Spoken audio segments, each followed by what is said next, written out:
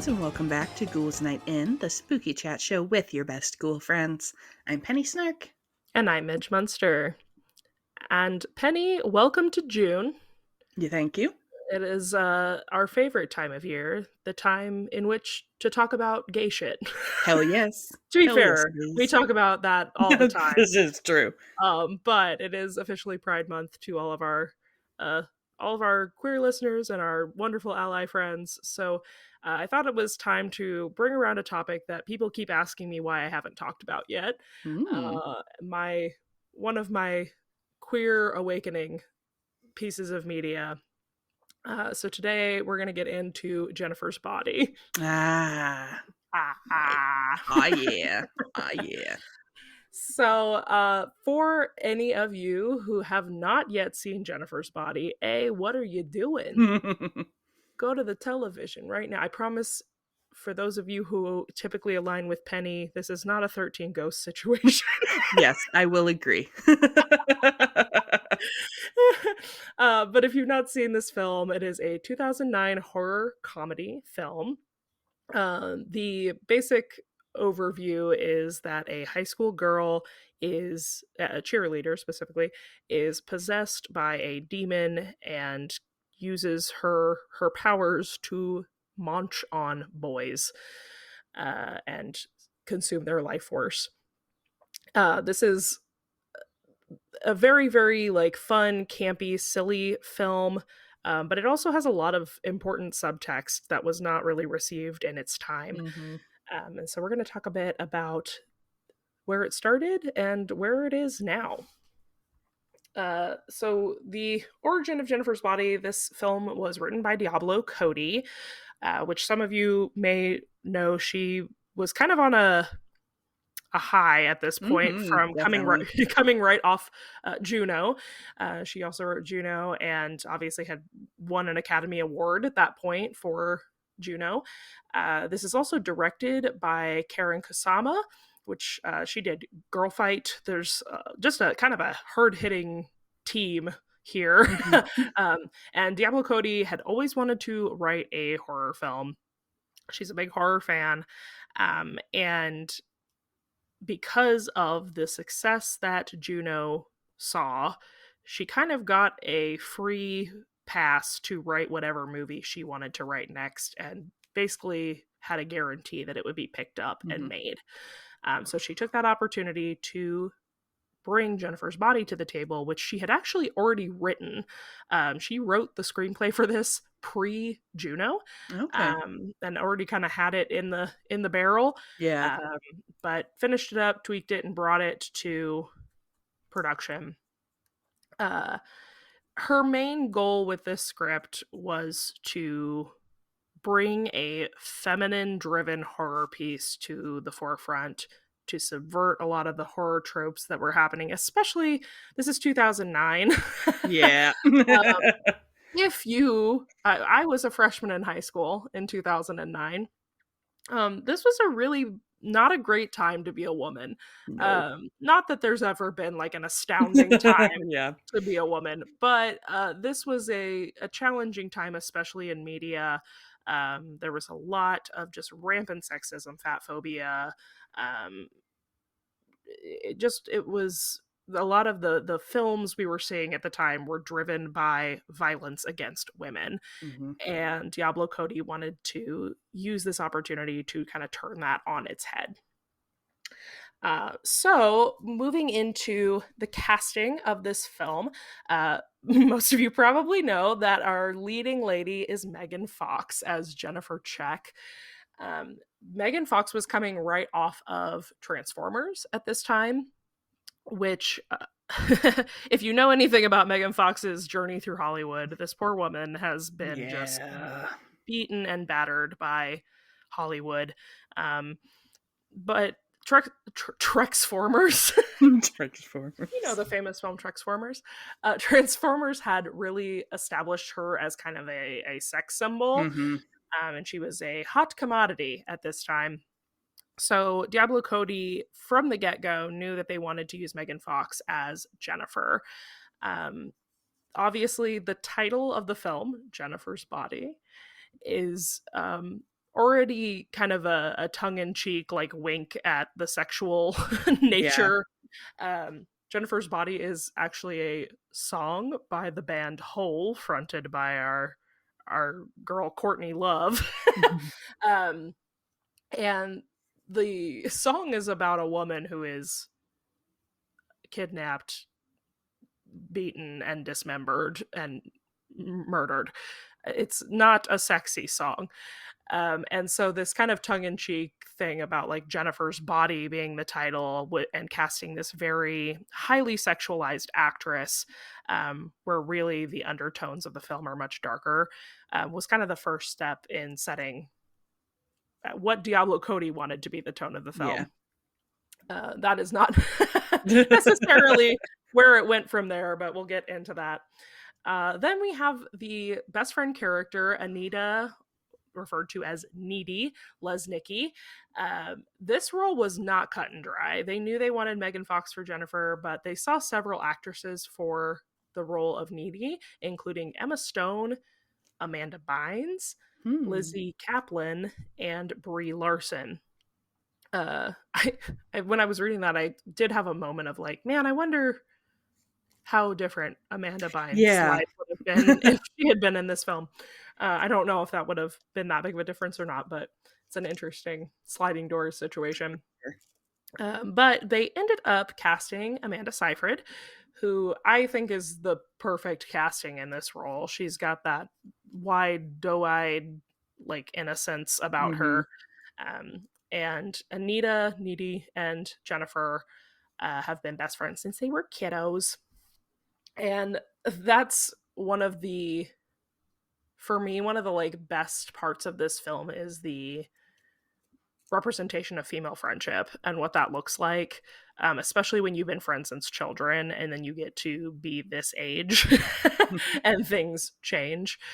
But again, more on that later. We also have Adam Brody in this movie, which I think is overlooked as an excellent casting choice. I love him as Nikolai Wolf in this, the lead singer of Low Shoulder. The film was set or filmed in Canada. Lots of really beautiful shots in this film as well, outside of, you know, a lot of it takes place in high school, but you do get some really beautiful, like, wild nature shots. um, and overall, it's not a highly production, like when we talked about Crimson Peak, it's like, let's Yeah. talk about the costumes and the sets, and that's not really this movie. But it is well made for what it is. So going into when the movie is getting ready to be released, the marketing strategy was really heavily focused on Megan Fox's rising star power. Like I Mhm. said, she's fresh off Transformers. She's a sex symbol. And so, one of the things that unfortunately happened with this film is that the marketing was really misaligned with the actual themes of the film. Yeah. Yeah. Do you remember this? Well, I do, because I will say now that I did not see Jennifer's Body when it came out. Right. I did not see it until modern times, because it was like I saw the marketing and I was kinda like, I don't think this is really my kinda movie." Right, right. And if you've seen like the OG poster for Jennifer's Body, it's like her in a classroom sitting on a desk. Um, there's like a hand sticking out of the desk, and it's just like it doesn't fit the tone of the film Mhm. at all.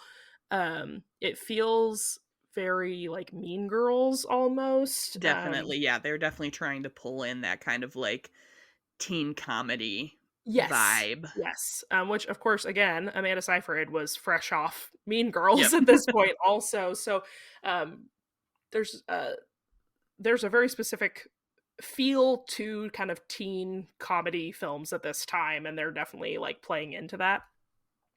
The other big misstep is that they focus grouped the film with people that were assumed to be the target audience due to Megan Fox being the star. So they focus group this film with men aged 18 to 24. Boo. Boo. And which is just a bizarre choice Yeah, for just a not a good match for no. a woman-focused dark horror comedy. Yeah, and like a film that is predominantly about female friendship and about women experiencing sexual trauma. Yeah. Like there is not going to be a lot of men that are going to watch this and be like, "Wow," especially in 2009. Oh, yeah. Yeah, Um definitely not the masses. no. One of my favorite stories from this like focus group junket was that Diablo Cody saved like a response. They asked, they handed out like a Mhm. survey to Yeah. these boys and said like what could be changed to improve this film. And one of the slips they received said needs more boobs, spelled BEWBS. Oh, yeah. Needs Boobs. more boobs. So that's what we were working against. So the film comes out September 18th, 2009, is when it gets its American theatrical release. It does not do well because, like most people, uh, Penny is in the group of most Yep. people that they did not think this film was for them. And then the people who did think this film was for them were very upset by Yes. what they saw at the theater. Uh, they had high expectations for this film because Juno did 100 million at the box Yeah. office. Diablo Cody was kind of a show pony at this point for like box office success. Uh, Unfortunately, Jennifer's Body did 31 million with a production budget of 16 million, so it did not do well. Mm, And not only did it financially not do well, but it did not do well amongst critics yeah. either. Lots of one-star reviews about again the tone of the film, but also a lot of just horrible tearing down of Fox's acting abilities, um, which surprise, it's sexism. What? I know, it's so crazy. Um, but mostly what we're seeing is people who thought they were going to go in and see Megan Fox's boobs Mm, didn't and then tore down the movie because of that. Um, be- Based on how like salacious and like sexy the movie was promoted, there is no nudity in this film. yeah. You never see really anything. There's kind of a suggested nudity scene for Megan, but it's a very covered up film overall. No boobs. No boobs. So there was definitely discontent there from the audience. Yeah. I did want to pull here Mm. our good old friend from our trivia episode, the Roger Ebert review. Hey. Surprisingly, he gave this film 3 stars, Oh, which is alright. kind of a high mark coming from him. Right? Yeah, especially from our trivia show, he was not a big horror guy. No, no, and he wasn't afraid to give low marks No. either. It was not like, oh well, I should give it at least two. Yeah.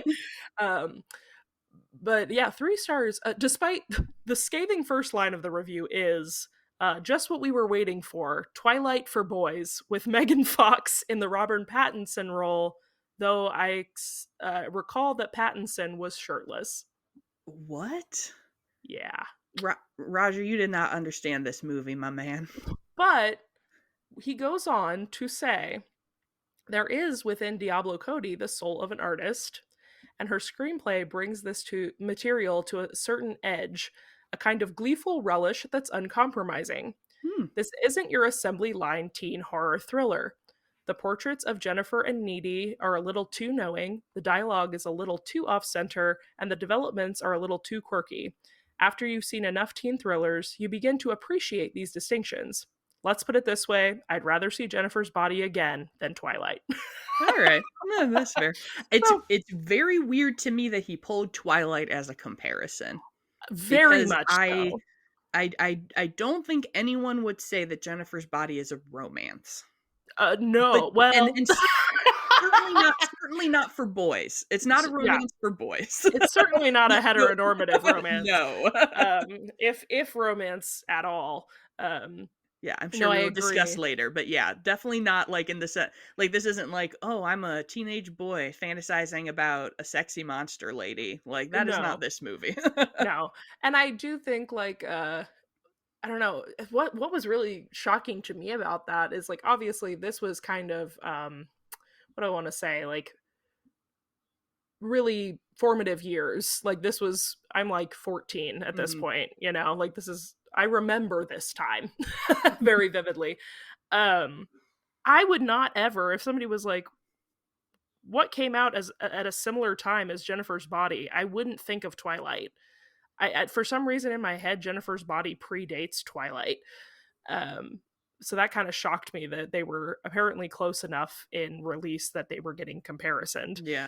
It was interesting to me. But anywho's it. Uh not a big success, but as is typical with cult classics, it finds its footing much later. This movie really has been talked about, especially in the last, mm, I would say 10 years, but really in the last like 5 years. Yeah. Um, Especially in the context of the Me Too movement. This movie got legs again because people finally realized what this film is about. Right. It's just like, Um, oh. yeah, it's not I mean, it is a sexy monster lady just because Megan Fox is a sexy monster lady. Oh yes. But that's not the point of the film. So we're going to talk about kind of what is the point of this film and what ways has it been impactful now. So like I said earlier, what I have always thought is really successful is this portrayal of like, especially as feminine people, when we get to be this age, this high school age, and seeing a friend change and not really Mhm. understanding why. I think that's a huge theme that runs through this. That you could view this film, Jennifer's quote transformation into kind of a succubus like character, as like an allegory for just friends changing and Mhm. learning about themselves and you kind of feeling left behind. Yep. Um, but there is also, as I mentioned before, a huge undercurrent of what happens to a woman when she is the victim of sexual violence. Mhm. Um, so the big plot point of this film, how Jennifer becomes a demon, is this band Low Shoulder, which shout out first of all to the absolute banger song Through the Trees. Yes. This movie has the stupidest like music and I love it. Um but this band is trying to get famous and so they are sacrificing virgin bodies to Satan to get famous. And they mistake Jennifer for a virgin based on information they get from Dee Dee. And because they sacrifice her, and she is not a virgin, she is instead converted into a demon. Uh, but the sacrifice scene, the whole line we take to get there is very much that of a woman who has been assaulted. Mhm. Um, and so, in the wake of Me Too, revisiting this film and seeing it through a lens of like, oh, this woman was literally changed by the way men hurt her, Yeah, how she was violated how she by was men. violent, Yeah. yeah, how her body was Mhm. taken from her in a way. Um, it's really I don't know. I mean, this movie is goofy. There's a lot of humor in it, but it also is really powerful. And especially seeing it at a young age, it had a really large effect on me. Uh, and of course, that is also because there are extremely queer undertones in this film. Yeah. Uh, some of the gayest things about this film aren't even the gay scenes. uh, so there is obviously a very famous scene where Amanda Seyfried and Megan Fox's characters kiss.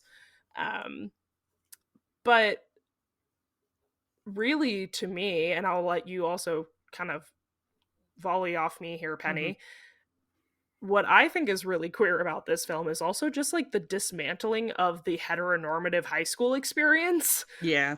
because a lot of films set in a high school are so focused around like girl chasing after boy.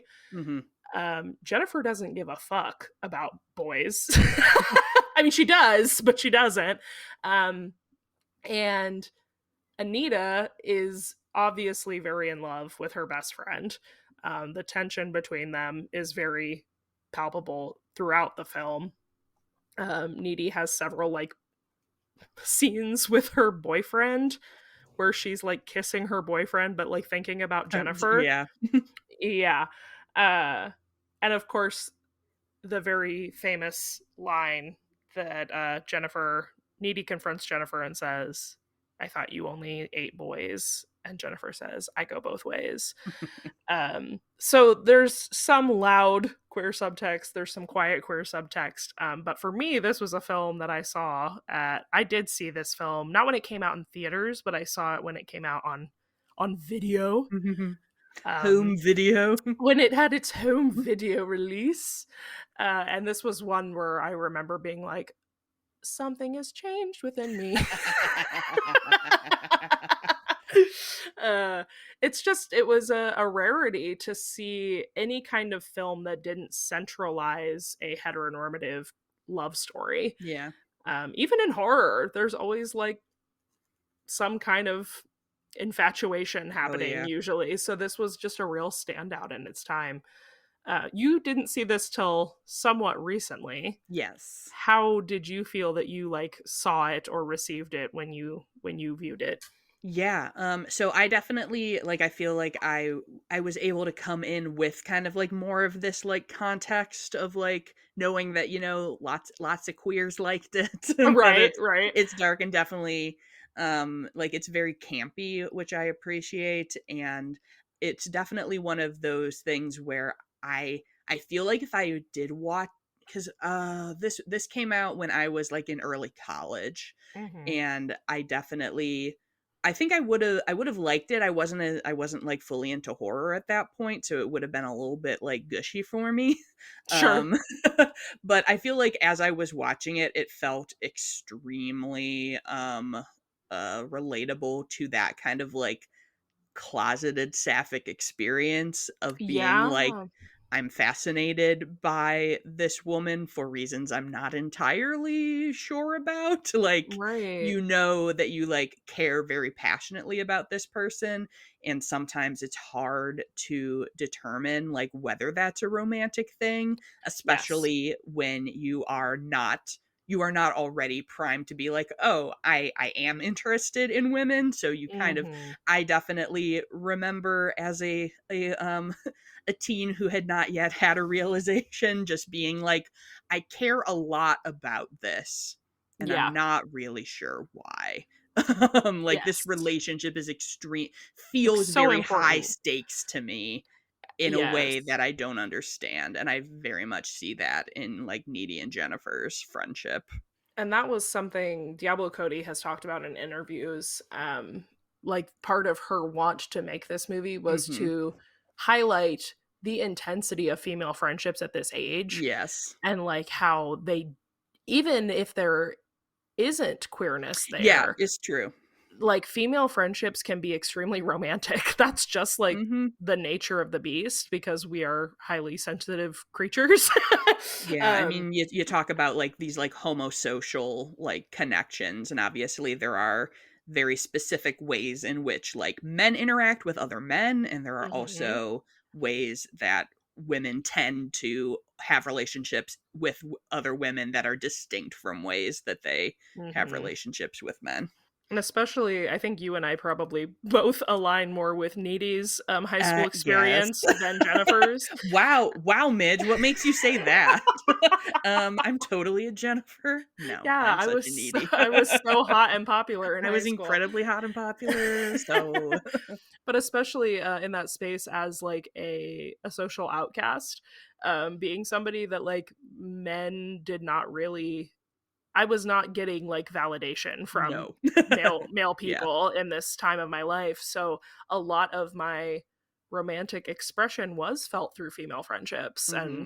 And I think that's where this movie really resonates with me. And I think a lot of people who have had similar experiences is like, yeah, where is that line of, is this person my best friend, or do I love this person? Yeah, Uh, and it is such a, I feel like it's a very, I guess I don't know if this is a thing that men generally experience. I don't see it in reflected in things, but it's such an iconic like experience to be friends with someone when you are kids and you are all kind of like on an even playing mhm. field, and then just kind of being unsure of what happens with that relationship as you develop into people who have different social statuses. Yes. Yeah, yeah, and you go through puberty and one of you Yep, and gets really hot. suddenly one of you is hot and popular, and you're like, "Ah, fuck." And Yeah, sometimes friendship stays through that, and sometimes sometimes it it doesn't survive it. disappears, and Yeah. sometimes it gets weird. Right, and yeah, that's, I mean, there is, like, horror in that as Mhm, as yep. a person, like, especially if you've tied up a lot of your identity in another human being Oh, yeah. and they change, it can be really scary. So, yeah, I think this just addresses, things that I've seen obviously in some, like, teen movies and like Yeah. Disney Channel shows. But I've never really seen it explored to this extent and in a way that highlights the like horrors of being Yeah, yeah, that because age. totally agree, because like, I feel like, there's definitely a lot of stuff that takes these kind of things with, like, a very earnest or, like, very, like, kind of schmaltzy, like, Yeah, high like Hallmark. school, Yeah. like, view, and, I mean, that not to bring up, my my favorite, but that was one of the things that was always really powerful about Buffy, is this Buffy. idea I knew of you were high gonna say it. school being horrifying. Yep. And I think that Jennifer's Body does that too, and that it has a very, like, dark, kind of sardonic tone that you don't see a lot, Yeah. with these kind of storylines. And that's speaking of sexism. Diablo Cody and oh my gosh, my brain. Karen Kasuma. Nope, that's not right. Right? No. Ye Yeah. yeah, Yeah. I They think so. both, yeah. My brain was like, "Wait." They both kind of agreed that they wanted the tone of the film to be Yeah. darker than it is, Oh, which wow. Yeah. I actually kind of this film's pretty gory for a Mhm. horror comedy, and I appreciate they did a lot of practical effects. Like Jennifer's projectile vomiting Oh, yeah, is that's like nasty. a, and it's a rig. It's a rig that's Oh, like on the wow. side of her jaw that spurts out Hershey's syrup. Ugh. So like a lot of that was not CGI, which, in 2009 everybody was like, "We can do CGI." Yes. So I appreciated the kind of gross and gore aspect that they leaned into, but they actually wanted it to be even more like slashery and dark. Um, and a part of that was Diablo Cody has a good sense of humor. I think like she flares a lot of her like dark humor into stuff. Even if you have not connected these dots, this is also the writer of Lisa Frankenstein. Yes. Um, so there's a lot of just like silly humor in the way that she writes things, which I appreciate. But also, I wonder how much of that too was just like, oh, this is an all female team making a movie about women. We don't want it to be dark, Yeah. and I wonder like if this was a different production team. I mean, it would have been a completely different film. Yeah, Um, I mean, I think about, like, the fact that it came out in, like, 2009, if you, like, took the same concept and released it today, like, I I think know it fits very much in with, like, it does what's feel, like, happening right now. ahead of its time for kind Yeah, of, like, the themes and the tone, and I could definitely see it being, like, very dark and gory today. there was a 2019 interview with her where Diablo Cody was like, "I have been trying to pitch this to production companies as a television series for the Oh, last yeah. couple years, and nobody will pick it up." And I would love, love, love to see, especially because the end of the film is kind of primed for like what happens next. Yeah, for sure. So I would love to see an expansion on that, and like, is Jennifer still out there? What's happening? Uh, I could definitely but I'm also just a cornball in the way that I'm always down for more of my favorite media. Um, but that is a little journey into Jennifer's Body. I have a feeling that we probably have many listeners who this affected deeply I would at, not be at surprised. key points in their lives. So if you are a big fan of this film, like I am, please sound off and tell us where were you the first time you saw Jennifer Check? And if you would like to keep up with the podcast, you can give us a follow over on Instagram at Ghouls Night and Pod. And you can always leave us a rating or a review wherever you listen. If you can't do that, you can send us a message on that Instagram and we will share it here on the podcast. And I believe Penny has a Instagram submitted review to share with us today. I do. This review comes to us from Andy Rue 13, who says, I cannot say enough great things about the two of you.